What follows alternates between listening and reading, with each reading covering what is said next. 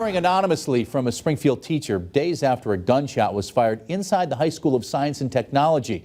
This person detailing what they were told inside Putnam Vocational Technical Academy as violence erupted just down the street at Sci-Tech. Western Mass News reporter Wesley Days is live for us tonight with this exclusive account. And Wesley, that teacher tells us their students feel like this situation is being dismissed.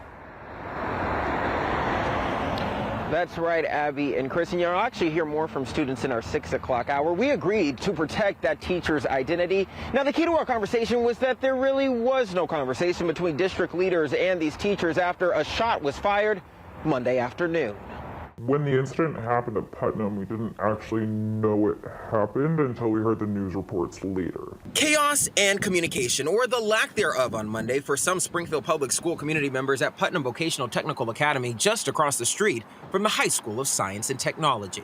There was an announcement at 2:20 saying to dismiss the students to the buses, and pretty much everyone at that point just kind of thought there was a rumor or something was over-exaggerated, so no one was really concerned at that point.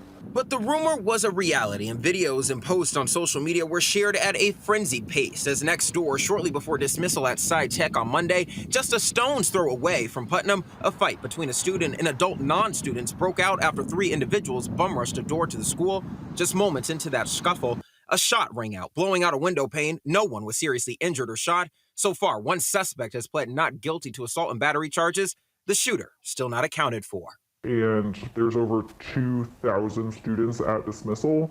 So my unfortunate thought was that if all the students were dismissed, did the shooter have the ability to get away because of the chaos of dismissal? Now, days after that incident, right across the street from Putnam, the teacher says conversation and communication from top officials has been minimal.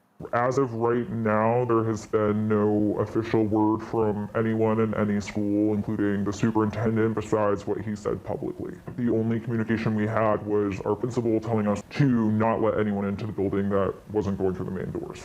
But other than that, our knowledge has been limited to what we hear from students and what we hear in the media. Looking in hindsight, this teacher believes, to say, but I feel like even if they asked us to wait another 10 minutes in order to figure out what was happening to make a determination versus just an overall dismissal would have been a better decision. But again, it's easier to look back and say what we could have done differently, but any communication I think would be better than no communication at all. Now, we did reach out to the school district for comment. They said that they're unable to give any comment at this hour due to their ongoing investigation. The teacher also mentioned something about communication there that I wanted to harp on, that they did receive an email from the district, but it was just simply the same information that they got on social media that was put in that email to teachers across the district. Now, speaking about tonight at 6 o'clock, Chris and Abby, we talk more about social media, the impact that our phones have in an incident like this, from the moments that a video gets shared on Facebook and on Instagram and Twitter to the moments that reports and speculation begins to swirl due to the incidents inside of the High School of Science and Technology just right behind me. You'll hear from students in just a little while. Reporting live in Springfield, Wesley Days, Western Mass News. All right, Wesley, thank you.